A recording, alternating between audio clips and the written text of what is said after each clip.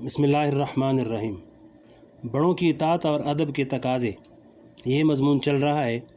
مفتی تقی عثمانی صاحب فرما رہے ہیں، واقعہ بیان کر رہے ہیں کہ حضرت والد صاحب مفتی شفیع صاحب رحمۃ اللہ علیہ کی مجلس اتوار کے دن ہوا کرتی تھی، اس لیے کہ اس زمانے میں اتوار کی سرکاری چھٹی ہوا کرتی تھی۔ یہ آخری مجلس کا واقعہ ہے۔ اس کے بعد والد صاحب رحمۃ اللہ علیہ کی کوئی مجلس نہیں ہوئی، بلکہ اگلی مجلس کا دن آنے سے پہلے ہی میرے والد کا انتقال ہو گیا۔ چونکہ والد صاحب بیمار اور صاحب فراش تھے، اس لیے آپ کے کمرے میں ہی لوگ جمع ہو جایا کرتے تھے۔ والد صاحب اوپر چارپائی پر ہوتے، لوگ سامنے نیچے اور صفوں پر بیٹھ جایا کرتے تھے۔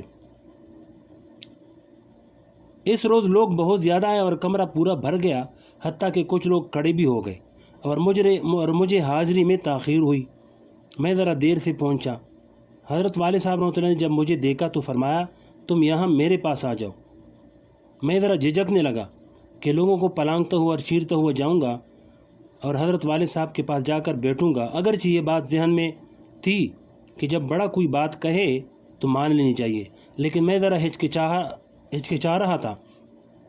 والد صاحب رحمۃ اللہ نے جب میری ہچکچاہٹ دیکھی تو دوبارہ فرمایا کہ تم یہاں آ جاؤ، تمہیں ایک قصہ سناؤں۔ خیر میں کسی طرح وہاں پہنچ گیا اور حضرت والد صاحب کے پاس بیٹھ گیا۔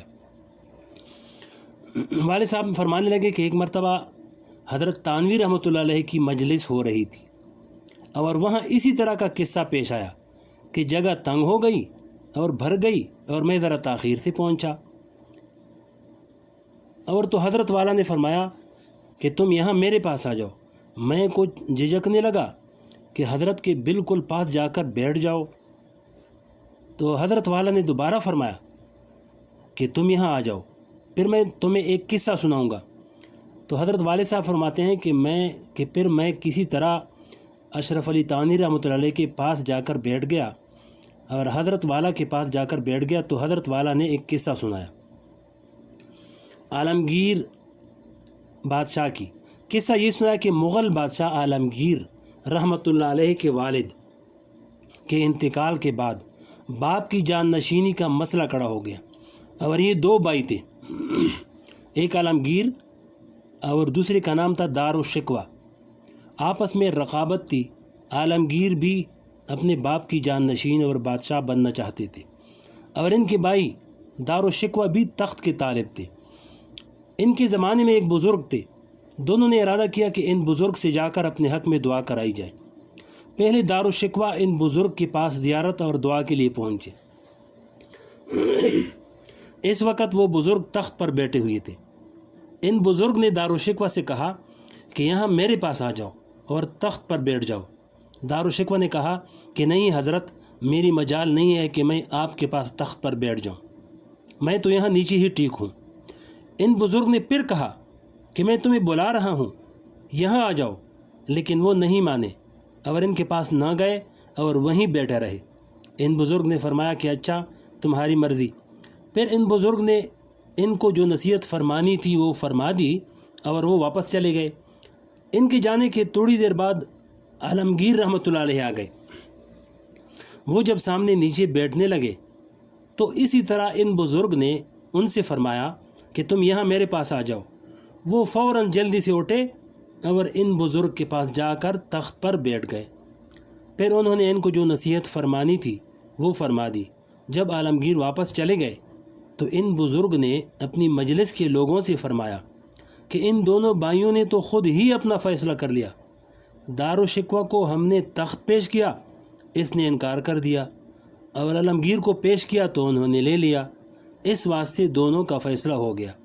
اب تخت شاہی عالمگیر کو ملے گا، چنانچہ ان کو ہی مل گیا۔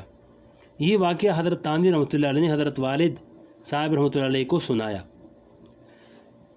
یہ تو ایک تاریخی واقعہ ہے۔ بہرحال ادب یہ ہے کہ جب بڑا کہہ رہا ہے کہ یہ کام کر لو تو اس میں زیادہ حیل و حجت کرنا ٹھیک بات نہیں۔ اس وقت تعظیم کا تقاضا یہ ہے کہ جا کر بیٹھ جائے، اس لیے کہ بڑے کے حکم کی تعمیل ادب پر مقدم ہے۔ بعض اوقات یہ ہوتا ہے کہ لوگ کسی بزرگ کی جوتے اٹھانا چاہتے ہیں۔ اب اگر وہ بزرگ زیادہ اصرار کے ساتھ یہ کہیں کہ یہ مجھے پسند نہیں، تو اس صورت میں بھی تعظیم کا تقاضا یہ ہے کہ چھوڑ دے اور جوتے نہ اٹھائے۔ بعض اوقات لوگ اس میں چینا چپٹی شروع کر دیتے ہیں اور برسر پیکار ہو جاتے ہیں، یہ تعظیم کے خلاف ہے۔ اس لیے یہ مقولہ مشہور ہے، الامر فوق الادب، حکم کی تعمیل ادب کے تقاضے پر مقدم ہے، بڑا جو کہے ان کو مان لو۔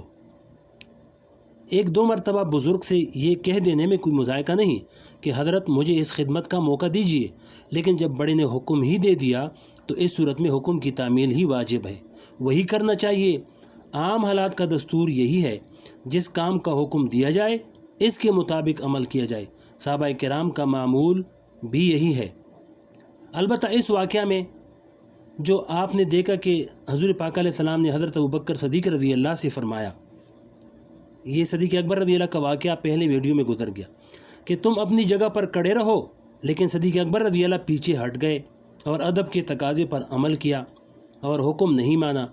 تو اس قسم کے واقعات پورے عہد صحابہ میں صرف دو ملتے ہیں کہ جن میں حضور پاک علیہ السلام نے حکم دیا لیکن صحابہ نے ادب کے تقاضے کو حکم کی تعمیل پر مقدم رکھا۔ ایک یہی واقعہ ہے اور ایک واقعہ حضرت علی رضی اللہ کا ہے۔ صلح حدیبیہ کے موقع پر جب حضور پاک صلی اللہ علیہ وسلم اور کفار مکہ کے درمیان صلح نامہ لکھا جا رہا تھا تو حضرت علی رضی اللہ کو آپ نے بلایا کہ تم لکھو۔ انہوں نے فرمایا کہ ٹھیک ہے۔ جب معاہدے کی شرائط لکھنی شروع کی تو حضرت علی رضی اللہ نے صلح نامہ پر لکھا بسم اللہ الرحمن الرحیم۔ تو جو شخص کفار کی طرف سے صلح کی شرائط طے کرنے آیا تھا اس نے کہا کہ نہیں، ہم تو بسم اللہ الرحمن الرحیم نہیں لکھنے دیں گے، اور چونکہ یہ صلح نامہ دونوں کی طرف سے ہوگا اس لیے اس میں ایسی بات ہونی چاہیے جس پر دونوں متفق ہوں۔ ہم بسم اللہ الرحمن الرحیم سے اپنے کام کا آغاز نہیں کرتے، ہم تو بسم کا اللہم لکھتے ہیں۔ زمانہ جاہلیت میں بھی لوگ بسم اللہ الرحمن الرحیم کی بجائے بسم کا اللہم یعنی اے اللہ آپ کے نام سے ہم شروع کرتے ہیں لکھتے تھے۔ اس لیے اس نے کہا کہ اس کو مٹا دیں اور بسم کا اللہم لکھیں۔ تو حضور پاک علیہ السلام نے حضرت علی رضی اللہ سے فرمایا کہ ہمارے لیے اس میں کیا فرق پڑتا ہے، بسم کا اللہم بھی اللہ تعالیٰ کا نام ہے، چلو وہ مٹا دو اور یہ لکھ دو۔ حضرت علی رضی اللہ نے بسم کا اللہم لکھ دیا۔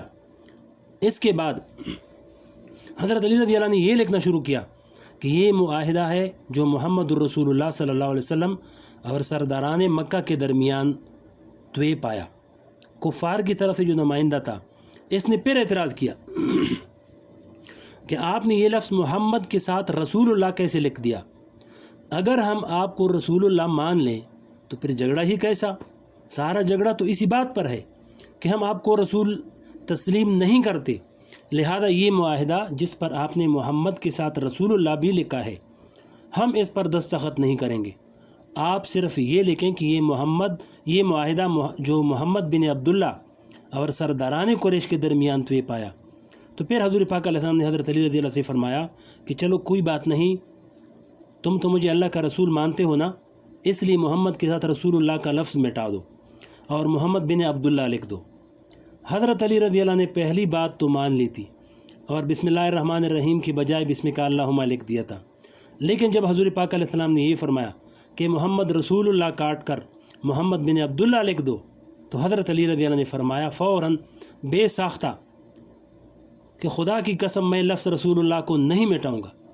حضرت علی رضی اللہ نے مٹانے سے انکار کر دیا۔ حضور پاک علیہ السلام نے بھی ان کے جذبات کو محسوس فرمایا اور فرمایا اچھا تم نہ مٹاؤ، مجھے دو، میں اپنے ہاتھ سے مٹاؤں گا۔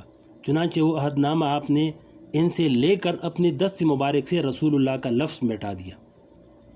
یہاں بھی یہی واقعہ ہوا کہ حضور پاک علیہ السلام نے حضرت علی رضی اللہ کو جو حکم دیا تھا انہوں نے اس کی تعمیل سے انکار فرمایا، اور بظاہر یوں لگتا ہے کہ ادب کو حکم پر مقدم کر لیا،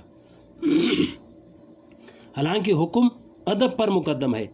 اس کی حقیقت سمجھ لیجئے کہ اصل قاعدہ تو وہی ہے کہ بڑا جو کہہ رہا ہے اس کو مانے اور اس کی تعمیل کرے، لیکن بعض اوقات انسان کسی حالت سے اتنا مغلوب ہو جاتا ہے کہ اس کے لیے حکم کی تعمیل کرنا اختیار سے باہر ہو جاتا ہے، گویا کہ اس کے اندر اس کام کی طاقت ہی نہیں ہوتی۔ اس وقت اگر وہ اس کام سے پیچھے ہٹ جائے تو اس پر یہ نہیں کہا جائے گا کہ اس نے نافرمانی کی، بلکہ اس پر یہ حکم صادق آئے گا کہ لا یکلف اللہ نفسا الا وسعہا، یعنی اللہ تعالیٰ کسی کو اس کی وسعت سے زیادہ کا مکلف نہیں کرتے۔ تو پہلے واقعہ میں حضرت صدیق اکبر رضی اللہ نے خود ہی فرما دیا کہ یہ بات میرے بس سے باہر تھی کہ حضور پاک علیہ السلام نماز میں موجود ہوں اور ابو قحافہ کا بیٹا امامت کرتا رہے۔ اور دوسرے واقعہ میں حضرت علی رضی اللہ حضور پاک علیہ السلام کی محبت میں اتنے مغلوب الحال تھے کہ یہ بات ان کے بس سے باہر تھی کہ وہ محمد کے نام سے رسول اللہ کا لفظ مٹا دیں، اس واسطے انہوں نے مٹانے سے انکار کر دیا۔ لیکن اصل حکم وہی ہے کہ محبوب جو بات کہے اس کو مانو، اپنی نہ چلاؤ، وہ جس طرح کہہ دے اس کے مطابق عمل کرو۔ اگر ان کی خوشی اس میں ہے کہ میں ایسا کام کروں جو بظاہر ادب کے خلاف لگ رہا ہو تو پھر وہی کام بہتر ہے جس کے اندر ان کی خوشی ہے اور ان کی رضا ہے۔ خلاصہ یہ ہے کہ بہرحال امام نووی رحمۃ اللہ علیہ جو یہاں یہ حدیث لائے ہیں وہ اس بات کی طرف اشارہ کرنے کے لیے لائے ہیں کہ آن حضرت صلی اللہ علیہ وسلم کو لوگوں کے جھگڑے نمٹانے کی اور ان کے درمیان آپس میں صلح کرانے کی اتنی اہمیت تھی کہ نماز کا جو وقت مقرر تھا اس سے آپ کو کچھ دیر بھی ہو گئی لیکن آپ اس کے اندر مشغول رہے۔ اللہ تعالی ہم سب کو آپس کے جھگڑوں سے محفوظ رکھے، آمین۔